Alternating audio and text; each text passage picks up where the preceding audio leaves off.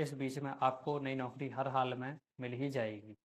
नई नौकरी मिलने का जो समय होता है वही भाग्योदय का भी समय होता है। तो आपका भाग्योदय का समय आ रहा है।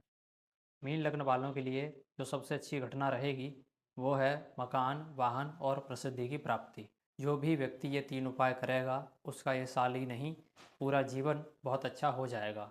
इस बीच में आपका विवाह हर हाल में तय हो ही जाएगा। इस बीच में आपको संतान संबंधी कुछ अच्छा समाचार सुनने को मिलेगा। इस बीच में आपका कोई नया प्रेम संबंध हर हाल में बनेगा। इस बीच में आपको कुछ बड़ा धन लाभ होगा। नमस्ते साथियों, आज इस कार्यक्रम में मैं आपको वार्षिक राशिफल 2025 मीन लगने के बारे में बताऊंगा कि इस साल में आपके साथ क्या क्या अच्छी और बुरी घटनाएं होंगी पूरे 365 दिन में, और साथ ही आप 365 दिन के लिए क्या उपाय करें यह भी आपको बताया जाएगा। यह जो राशिफल है वह आपको मीन लगन के हिसाब से देखना है। मीन राशि और बोले जाने वाले नाम के हिसाब से आपको इसे नहीं देखना है। अब आप अपना मीन लग्न कैसे पता करेंगे वो मैं आपको बता देता हूँ। जब आप अपनी कुंडली खोलते हैं ऑनलाइन या आपके पास पहले से उपलब्ध है तो उसमें जो लगन कुंडली होती है उसमें जो प्रथम भाव होता है जैसा आप यहाँ देख पा रहे हैं तो उसमें 12 की संख्या लिखी होगी। यदि आपकी कुंडली में भी प्रथम भाव में 12 की संख्या लिखी हुई है तो यह कार्यक्रम आपके लिए है। अगर आपकी संख्या कोई और लिखी हुई है तो आप उस आधार पर अपना देख सकते हैं। मैंने सभी 12 लग्नों का राशिफल उपलब्ध करवा रखा है। अब मैं आपको बताना शुरू करता हूँ आपके स्वास्थ्य से। स्वास्थ्य 365 दिन आपका ठीक नहीं रहेगा। लग्न में शुरुआत के 4 महीने तो राहु रहेंगे और फिर शनि भी रहेंगे, तो दोनों की लग्न में उपस्थिति के कारण आपका स्वास्थ्य ठीक नहीं रहेगा। उपाय आपको बताया जाएगा। धन लाभ की बात करें, जो कि बड़ा धन लाभ होगा, उसका जो समय रहेगा वो है 13 सितंबर से 26 अक्टूबर के बीच में। इस बीच में आपको कुछ बड़ा धन लाभ होगा और यही वो समय है जब आप अपना पैसा कहीं सही जगह पर निवेश कर सकते हैं। यदि आप अपना पैसा किसी को दे दिए थे और वो व्यक्ति आपका पैसा वापस नहीं कर रहा था तो रुके हुए धन के वापस आने के लिए जो समय रहेगा 27 अक्टूबर से 1 नवंबर के बीच में।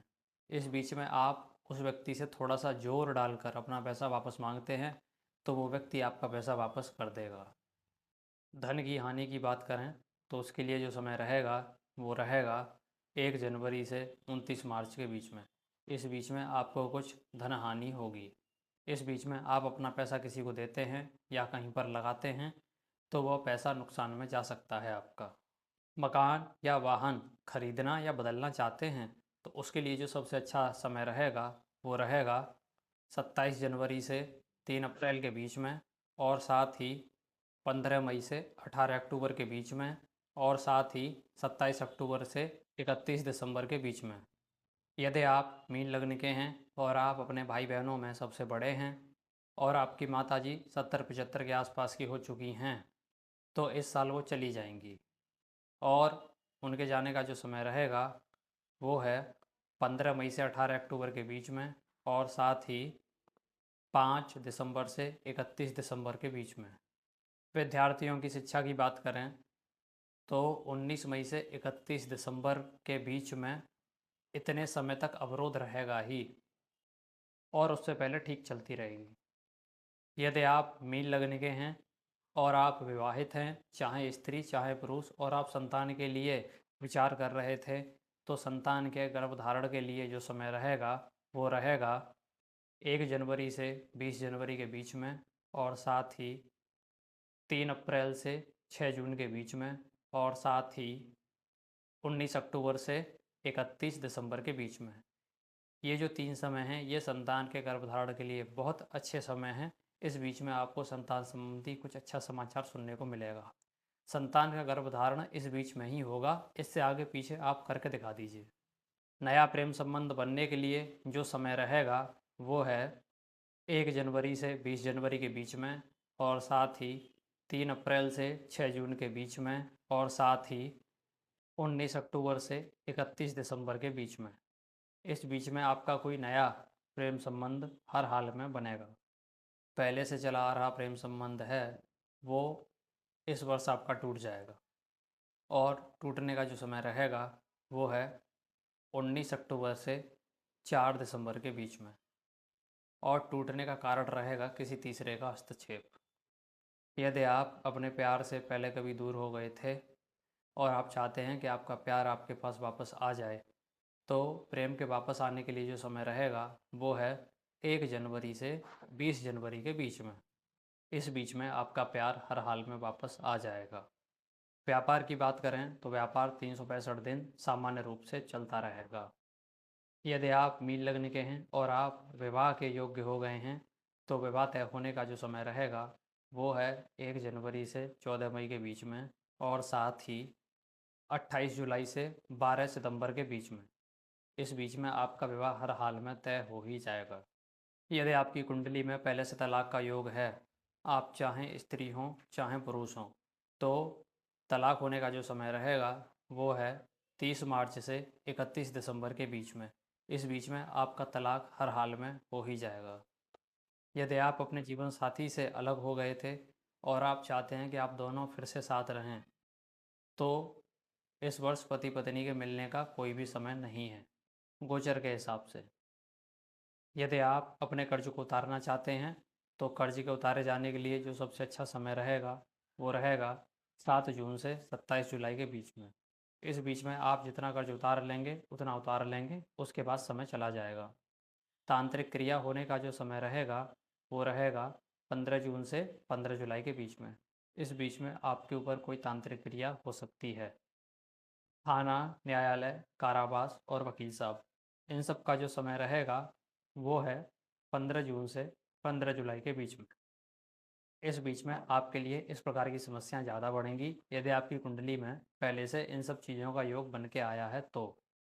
ऊपरी प्रभाव का जो समय रहेगा वो रहेगा 30 मार्च से 18 मई के बीच में।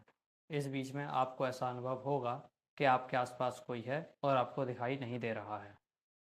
यदि आप धार्मिक यात्रा पर जाना चाहते हैं और आप चाहते हैं कि ये यात्रा आपके लिए बहुत अच्छी यादगार बन जाए, तो धार्मिक यात्रा पर जाने के लिए जो सबसे अच्छा समय रहेगा वो है 15 मई से 18 अक्टूबर के बीच में, और साथ ही 5 दिसंबर से 31 दिसंबर के बीच में। इस बीच में आप जो भी धार्मिक यात्रा करेंगे उसका अनुभव आपको बहुत अच्छा होगा।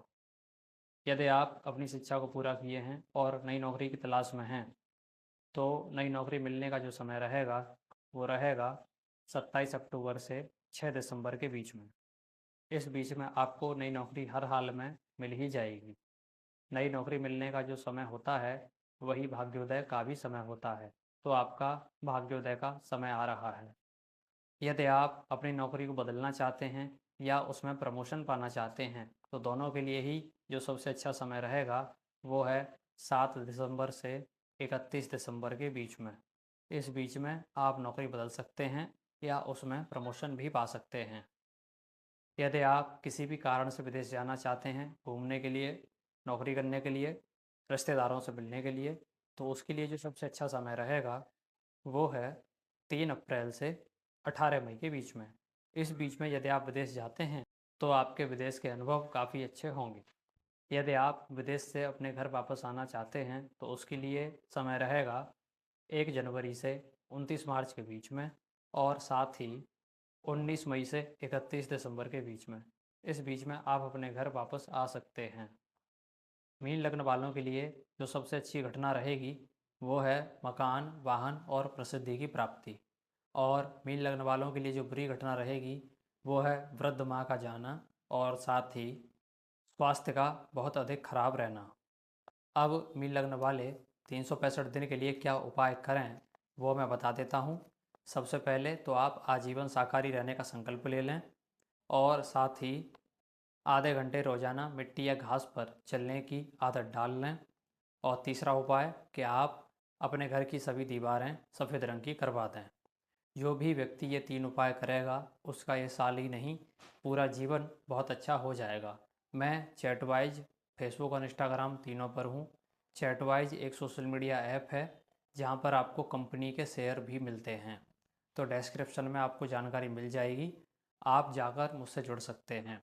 और साथ ही आप लोग यूट्यूब पर घंटा भी बजा लें जिससे कि मेरे आने वाले वीडियो आप तक पहुंच जाएं। और जो लोग कुंडली दिखाना चाहते हैं वे लोग व्हाट्सएप पर नमस्ते लिखकर भेज सकते हैं। मैं आपसे मिलता हूँ अगले कार्यक्रम में।